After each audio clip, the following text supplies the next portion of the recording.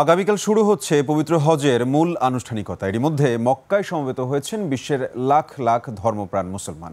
এবছর বাংলাদেশ থেকে ৮৫,১৬৪ জন হজ পালন করছেন।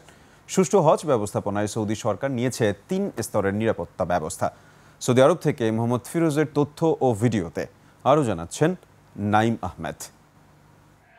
জীবন অবাক না করলে কে করবে? ২৮% মিল্ক ফ্যাটের অবাক করার সাথে ফ্রেশ মিল্ক পাউডার। জীবন অবাক করুক প্রতিদিন। মদিনায় অবস্থান শেষে পবিত্র মক্কায় ১৩ লাখের বেশি হজযাত্রী জমায়েত হয়েছেন। ৪ জুন ফজরের নামাজের পরপর হাজিরা রওনা দেবেন মিনার উদ্দেশ্যে। ৫ জুন পবিত্র আরাফাতের ময়দানে অবস্থানের মধ্য দিয়ে পবিত্র হজের মূল আনুষ্ঠানিকতা শেষ হবে। চলতি বছর মোট ৮৭,১৫৭ জন বাংলাদেশি হজ পালন করছেন। তাদের মধ্যে ৫,২০০ জন সরকারি এবং ৮১,৯০০ জন বেসরকারি ব্যবস্থাপনায় হজ করছেন। এবার হজ করতে গিয়ে বার্ধক্যজনিত কারণে মারা গেছেন ১৭ হাজি। এছাড়া হজের আগেই সৌদি আরবে শুরু হয়েছে তাপপ্রবাহ। চলতি সপ্তাহে তাপমাত্রা ৪০ ডিগ্রি ছাড়িয়ে যেতে পারে বলে জানিয়েছে দেশটির আবহাওয়া অধিদপ্তর। তীব্র গরম সত্ত্বেও পবিত্র নগরীতে এসে আবেগে আপ্লুত হজ যাত্রীরা।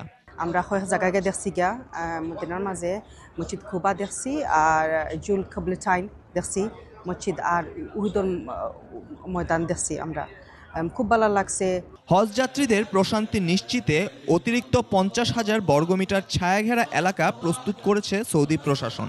পাশাপাশি হাজারো চিকিৎসাকর্মী প্রস্তুত রয়েছে এবং ৪০০টিরও বেশি শীতলীকরণ ইউনিট মোতায়েন করা হয়েছে। হজ মিশনে হাব ও প্রশাসনের উচ্চ পর্যায়ের কর্মকর্তাদের সাথে যৌথ বৈঠক শেষে হজ প্রস্তুতি সম্পর্কে স্থানীয় গণমাধ্যম কর্মীদের অবহিত করেছেন ধর্ম উপদেষ্টা। গত বছরের তুলনায় এবছর আমরা লোকবল কম এনেছি, বাংলাদেশ থেকে ১০০ জনের মতো কম এনেছি।